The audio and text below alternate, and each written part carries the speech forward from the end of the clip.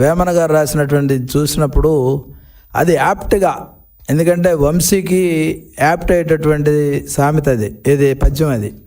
ఎందుకంటే వల్లభనేని వంశీ, ఎందుకంటే చాలామంది ఏమంటారంటే వల్లభనేని వంశీ కూడా తెలుగుదేశం పార్టీకి అనుకూలమైనటువంటి సామాజిక వర్గం నుంచి వచ్చాడు కదా అంటే, ఇక్కడ కావాల్సింది కులములోన ఒకడు గుణవంతుడు ఉండినా కులము వెలయవని గుణము చేత.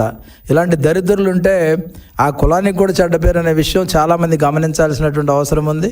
అంతేకాకుండా ఈ వంశీ చేయని అరాచకం కానీ, చేయని కబ్జా కానీ, చేయని నేరం కానీ ఏదీ లేదనేది ఆయన యొక్క హిస్టరీ చూస్తే తెలుస్తూ ఉన్న పరిస్థితి.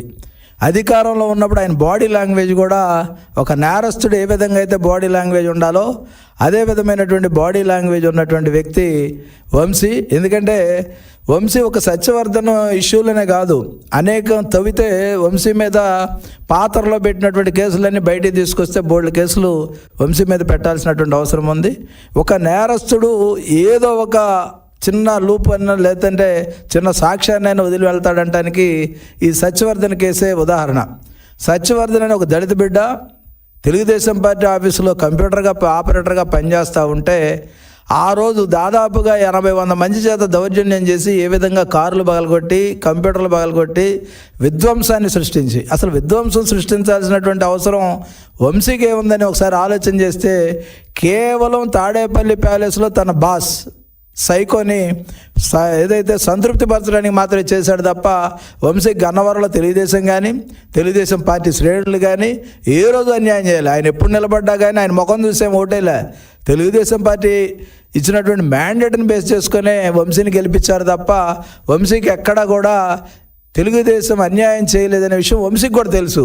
కానీ తెలిసిన తర్వాత ఎవరినో సంతృప్తిపరచడానికంటే, ఆయన ఎవరిని సంతృప్తిపరచాలంటే సైకో నైజం ఉన్నటువంటి వ్యక్తులు, సైకో పిల్ల నైజం ఉన్నటువంటి పిల్ల సైజు ఉన్నటువంటి వ్యక్తులు ఏ విధంగా వ్యవహరిస్తారనేది మనం గన్నవరం తెలుగుదేశం పార్టీ ఆఫీస్ మీద దాడిని మనం చక్కగా వివరణ చేస్తే ఇదే అర్థమవుతా ఉంది. కేవలం అతనికి ఎటువంటి అన్యాయం చేయనటువంటి తల్లి లాంటి తెలుగుదేశం మీద ఆయన దాడి చేసి ఆ దాడిలో కేసులు పెట్టిన తర్వాత తప్పించుకోవడానికి అక్కడ కంప్యూటర్ ఆపరేటర్గా ఉన్నటువంటి సత్యవర్ధన్ ఒక దళితుడు, ఏమి చేయలేనివాడు, అశక్తుడు, అలాంటి వ్యక్తిని కిడ్నాప్ చేసి బలవంతం బెదిరించి SC/ST కోర్టు దగ్గరకు వచ్చి ఆ యొక్క విత్డ్రా చేసుకోవటం అంటే ఆ చిన్నది లాజిక్ ఎందుకు మిస్ అయ్యాడు వంశీ? ఎందుకంటే అతను నేర ప్రవృత్తి అదే ఆయనకు అలవాటు, ఆయన పూర్తిగా తెలుసు ఏ విధంగా దీన్ని హ్యాండిల్ చేయాలనేది వంశీకి తెలిసినంతగా మిగతా వాళ్ళు ఎవరికి తెలియదు. కానీ దురదృష్టం ఏంటంటే వంశీ దురదృష్టం ఇదంతా కూడా మళ్ళీ తిరిగి మాకు తెలుస్తుంది, మేము తిరిగి సత్యవర్ధన్ మేము కాపాడుకుంటాం, ఆ కుటుంబం బయటకు వచ్చేస్తుందనే ఒక చిన్న ఇది లేకుండా పోయింది. ఎందుకంటే భారతదేశ స్వతంత్రం వచ్చిన తర్వాత అంబేద్కర్ గారు పెట్టిన భిక్ష వల్ల ఈరోజు సెక్షన్ 3 కానీ, రాజ్యాంగ ప్రొటెక్షన్ కానీ, దళితులు ఎంత అనాసక్తులైనా సరే, ఏ ఆధారం లేని వారైనా సరే, వాళ్ళ అమాయకులైనా సరే, వాళ్ళకి రక్షణ కవచంగా ఉండేటటువంటి రాజ్యాంగం ఒకటి ఉంది. ఆ రాజ్యాంగం ద్వారా దళితులు కాపాడబడతారు. అదేవిధంగా తెలుగుదేశం పార్టీలో చంద్రబాబు నాయుడు గారి నాయకత్వంలో పరిపాలన సాగిస్తున్నటువంటి ఆంధ్రప్రదేశ్లో దళితులకు అండ ఉంటుందనే విషయాన్ని మర్చిపోయి సత్యవర్ధన్ని కిడ్నాప్ చేయడం అనేది చూస్తూ ఉంటే బరితెగింపు అనేది ఏ స్థాయికి వెళ్ళింది అనేది మనం అర్థం చేసుకోవచ్చు. ఎందుకంటే ఆయన మట్టిలో కొట్టాడు, పొలాల్లో కొట్టాడు, దేవుడు భూములు చేశాడు. ఒక ఊరు ఒక వాడని కాదు, గన్నవరం నియోజకవర్గం తన సంస్థానంగా చూసి జగన్మోహన్ రెడ్డి ఏ విధంగా అయితే రాష్ట్రాన్ని దోచుకున్నాడో ఈ వంశీ కూడా అదేవిధంగా గన్నవరాన్ని లూటీ చేసినటువంటి పరిస్థితి. ఆఖరికి విమానాశ్రయ భూములను కూడా వదలకుండా, ఎందుకంటే సాధారణంగా విమానాశ్రయ భూముల్లోకి ఎవరు జోక్యం చేసుకోరు.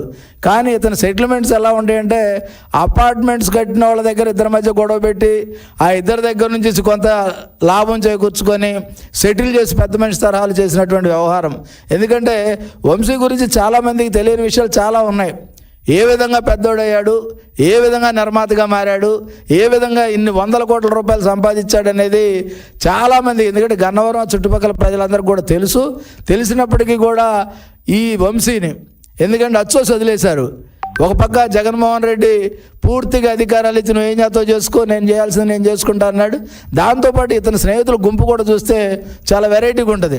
తెలుగుదేశం పార్టీ కేంద్ర కార్యాలయం మీద దాడి చేసినటువంటి అవినాష్ కానీ, దేవినేని అవినాష్ కానీ, అదేవిధంగా బూతుల పంచాంగం తన సహచర అయినటువంటి కొడాలి నాని కానీ, వీళ్ళందరూ ఒక గుంపు. ఈ గుంపు అంతా కూడా ఏంటంటే ఎదుటి వ్యక్తుల యొక్క క్యారెక్టర్ని హననం చేయడమే వీళ్ళ ఉద్దేశం. ఎందుకంటే తల్లి లాంటి బోనమ్మని ఏ విధంగా తిట్టారు అనేది ఒకసారి చూస్తే, ఏ విధంగా సంబోధించారని చూస్తే, తర్వాత మళ్ళీ వీళ్ళు వివరణలు ఇవ్వటం, దాన్ని ఎక్స్పాన్షన్ చేయటం. ఈరోజు చూస్తే ఇంత అరాచకాలు, ప్రజలు ఇంత సంబరాలు చేసుకున్నారు. ఒక దుర్మార్గుడు అరెస్ట్ అయితే అంటే ఆ రోజు రావణాసురుణ్ణి ఏదైతే మన దీపావళి పండుగ రోజు చేస్తే ఏ విధంగా ప్రజలు సంతోషపడతారో, ఈ వ్యక్తిని కూడా అరెస్ట్ చేసిన సందర్భంలో యావత్ ఆంధ్రప్రదేశ్లో ఉన్నటువంటి ప్రజలు ఎవరు కూడా అయ్యో ఎందుకు అలా చేశారని ఎక్కడ అనలే. దాంతోపాటుగా ఆయన మాట్లాడుతూ ఉన్న తీరు చూస్తూ ఉంటే లోపలికి వెళ్ళి పోలీసులు కూడా ట్రాప్ చేసి ఆ బ్లూ మీడియాని, తనకు అనుకూలమైన మీడియాని రప్పించుకొని ఏ విధంగా బయటకు వచ్చాడనేది చూస్తే గతంలోకి ఇప్పటికి ప్రజాస్వామ్యం ఎంత తేడా ఉందో గమనించాలి. గతంలో కనీసం నైటీల మీద కూడా తీసుకెళ్ళి వాళ్ళని మహిళలను వేధించినటువంటి పరిస్థితి కానీ, ఏదైతే అచ్చెన్నాయుడు గారిని రక్తస్రావంతో ఆపరేషన్ జరిగి ఉన్నటువంటి వ్యక్తిని దాదాపు 16-17 గంటలు రోడ్ల మీద తిప్పి తీసుకొచ్చినటువంటి పరిస్థితి కానీ, దానికి వీళ్ళు వెళ్ళి బట్టలు మార్చుకుంటాను అంటే పర్మిషన్ ఇచ్చి లోపల పంపించి ఆయన చక్కగా తయారై వచ్చే వరకు కూడా వేచి చూసినటువంటి పోలీసుల యొక్క ఈ రాష్ట్రంలో ఇప్పుడు ఉన్నటువంటి ప్రజాస్వామ్యానికి, ఆ రోజు జగన్మోహన్ రెడ్డి అధికారంలో ఉన్నటువంటి ప్రజాస్వామ్యానికి అంత తేడా ఉందనేది కూడా ఒకసారి ప్రజలందరూ కూడా గమనిస్తూ ఉన్నారు. ఈరోజు ఒకటే చెప్తా ఉన్నాం, బేషరతుగా నువ్వు క్షమాపణ చెప్పడం కాదు, నువ్వు రాజకీయ సన్యాసం తీసుకొని నీలాంటి నాయకులు బహిష్కరణ చేయాలి రాష్ట్రం నుంచి.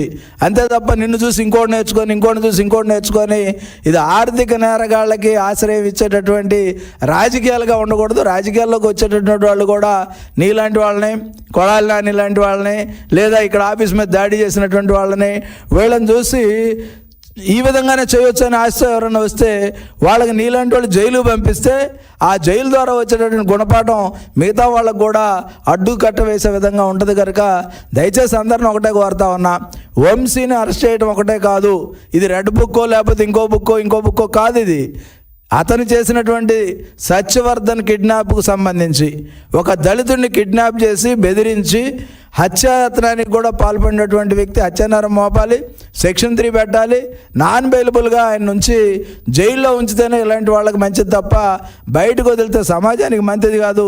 అదేవిధంగా అనేక కేసులు 1-2 కాదు. ఎందుకంటే వెంకట్రావు గారి మీద, యార్లగడ్డ వెంకట్రావు గారి మీద దాడి హత్యాయత్నం కేసు కానీ, అదేవిధంగా మట్టి తోలకాలకు సంబంధించి 200 కోట్ల రూపాయల అక్రమార్జన కానీ, ఇవన్నీ కూడా బయటికి తీసి ఆర్థికంగా దిగ్బంధనం చేయాలి, అరాచకాలని అరికట్టాలి. అంతేకాకుండా ఇతని ముఠా ఒకటి ఉండేది, సహచర ముఠా, ఈ ముఠాని కూడా జాగ్రత్తగా డీల్ చేసి వాళ్ళని కూడా